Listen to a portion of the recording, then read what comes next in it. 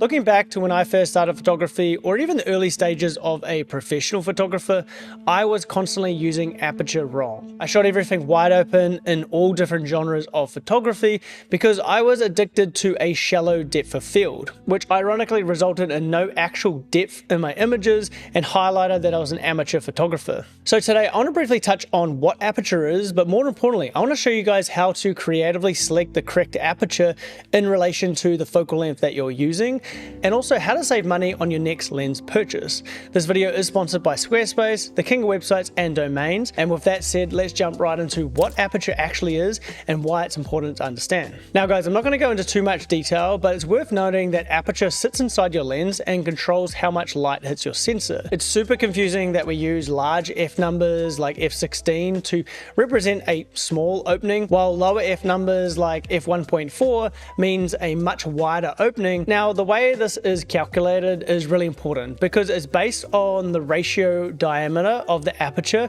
relative to the focal length, which gives us a ratio of light. And that's why, for example, my full frame 135mm f1.8 lens is a massive chunk of glass. Meanwhile, this little 50mm f2 from Viltrox is tiny in comparison, even though the 50mm has a larger aperture. And guys, this ratio is really important because whether you're shooting on APSC, full frame, or even medium format, the f number is always calculated the same way. It just measures how much light is hitting your sensor. This means you'll have the same exposure settings and the amount of light no matter what sensor size you're shooting on. But what does change is your depth of field or background separation.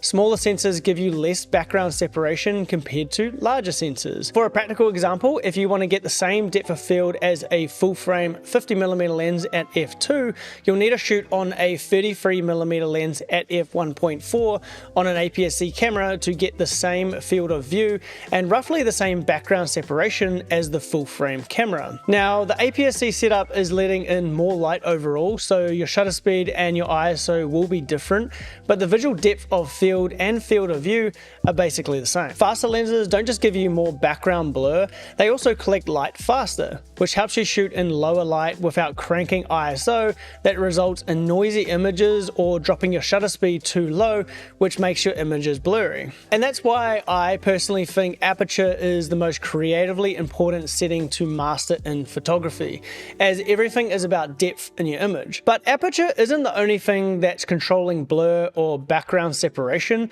which brings us on to what I'm calling depth theory. The distance from your camera to the subject and the distance from your subject to the background completely change how much blur you get, even if your aperture stays the same. This is why sometimes I shoot portraits at f5.6 and still have beautiful background separation because the subject is close to the lens and the background is further away. And guys, aperture and distance isn't the only thing that gives you those beautiful out of focus backgrounds.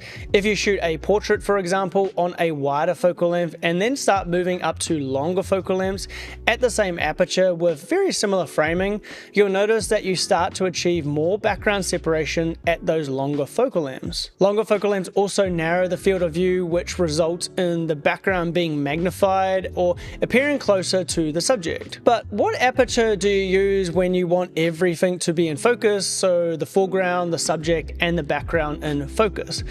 Well guys, listen up, as this is something I really just wish I learned earlier. This is where something called hyperfocal distances comes in, which is really just a fancy name for a calculation to understand where to focus in relation to the aperture and the focal length you're using to maximize the depth of field and get the whole image in focus, aka sharp. When you focus at the hyperfocal distance for a given aperture and the focal length, everything from half that distance to infinity will appear sharp. For example, with a 50mm lens at f8 on full frame, the hyperfocal distance is roughly 10 meters. That means if I focus at 10 meters, everything from 5 meters to infinity will be acceptably sharp. So instead of just focusing right on the foreground or just focusing on the background, you're choosing that sweet spot to focus in between where the depth of field stretches in both directions. And guys, I completely get it. It may seem like blur adds depth, but in reality, you're losing context by flattening the entire scene. The foreground and background are layers which create depth through composition. This still isolates your subject without using a shallow depth of field. From my personal experience, understanding this has made me a much better and intentional photographer. And guys, I'm never doing this hyperfocal distance calculation when I'm out in the field taking photos. I've been using an app called Photo Pills for many years, and I've learned from previous experience just where to focus in relation to the aperture and the focal length that I'm using, and over time you'll just memorize what you need to know. But you guys may be asking yourself, Jerry, why don't you just shoot at larger apertures like f16 or f22 and remove the guesswork to get a greater depth of field from those aperture ranges? Well, the problem is that you have something called diffraction when you close down your aperture to those higher numbers. But before we dive deep into how to avoid diffraction to get the best possible sharp photo from your aperture, I just want to quickly thank today's sponsor, which is Squarespace. Squarespace is an all-in-one platform I've been using for years to run my wedding photography site, creativeweddingco.au. Squarespace isn't just about building a website, it's about having everything you need in one place. For me, that means my site is easy to update, ranks on Google for clients searching for wedding photographers, and looks perfect on any device. They've also got some sick new tools now, like their AI-powered website builder, which helps you create a full site in just a few clicks. And if you want to sell prints, take bookings, or even set up member content only, it's all built in. Head to squarespace.com for a free trial, and when you're ready to launch, use my link squarespace.com/Gerard Needham to save 10% off your first purchase. Thank you to Squarespace for sponsoring today's video and supporting me to continue to make free content for you guys. And let's jump into what diffraction is.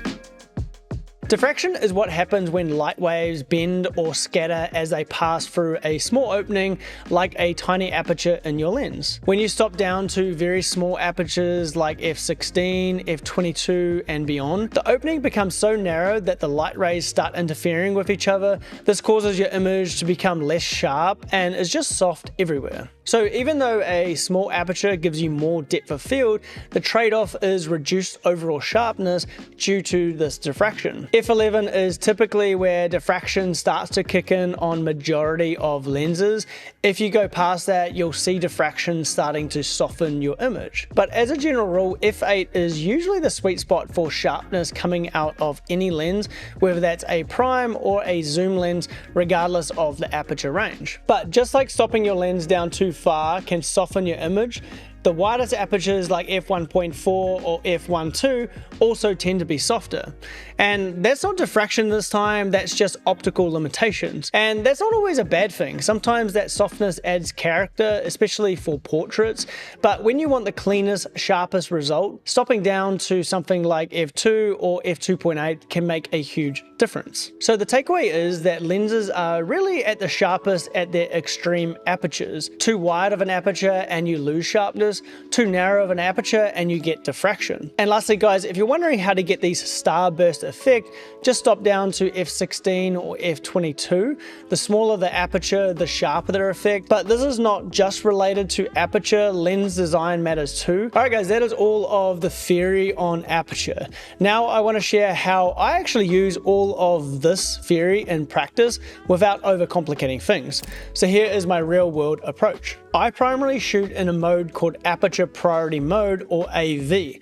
This means I can control the aperture and the camera automatically adjusts the shutter speed and the ISO. I always have a minimum shutter speed of 1/200. This means that if the light drops and the camera can't maintain that shutter speed, it will automatically start raising the ISO to maintain exposure. I also rely heavily on the exposure compensation dial. This lets me quickly brighten or darken the image without touching any of the other settings. Also, whenever I go travel or go to a shoot, I always pack a fast prime lens like an f1.4 or an f2. These are perfect for low light because they let me shoot at faster shutter speeds without pushing my ISO too high. For portraits, if the background is super busy, I just shoot wide open at f1.4 to blur it all out. But if I have a very nice and beautiful clean background, I'll use something like f2.8 or f5.6. This keeps the whole subject sharp and in focus while the background isn't totally blurred, and this really gives context to the environment. For landscape and street photography, I pretty much just shoot everything at f8 and just guess the hyperfocal distance from experience. I'll only bust out photo pills to work out my hyperfocal distance for longer focal lengths than 50mm. But in this genre of photography, not everything needs to be a narrow aperture. If I'm shooting a simple scene like this ocean pool in Newcastle, Australia, I'll use a lower aperture for a higher shutter speed to freeze these crashing waves. In this image, there's no foreground or background that needs to be in focus, so f8 wasn't necessary. And a quick tip, in these more tricky situations, I always just take multiple shots of the same scene at different apertures. This gives me the option later to use a software called Narrative Select to quickly cull the best shots and check focus before importing them into Lightroom. This keeps my Lightroom catalog clean, saving time and space. Narrative Select is completely for free, guys, and there is a link in the description down below. Definitely try out this software for yourself and don't do what I used to do and just shoot one photo at f2.8 or f22 and then just move on and regret it later. And lastly, guys, here is a fantastic tip to save you some money. I used to dismiss cheaper lenses without a fast aperture, so things like f1.4 for a prime or f2.8 for a zoom lens, but now I know most of my shots are at f8, which is the sharpest point of most lenses. For example, my Fujifilm 18 to 55mm, which is a kit lens by the way, performs just as well as an expensive prime. Alright guys, that is everything that I have to teach you about aperture. If you did like this video, make sure you subscribe and like the video so it can reach more people. If you did like the way that I edit my photos, I do sell Lightroom presets. They are based off a nostalgic pastel film look, and if you sign up to my newsletter, you'll get 20% off your first order. And if you guys are wondering what lenses you guys should buy, you should definitely go check out this video I made a while ago that addresses that. Thanks to Squarespace again for sponsoring today's video, and we'll see you later.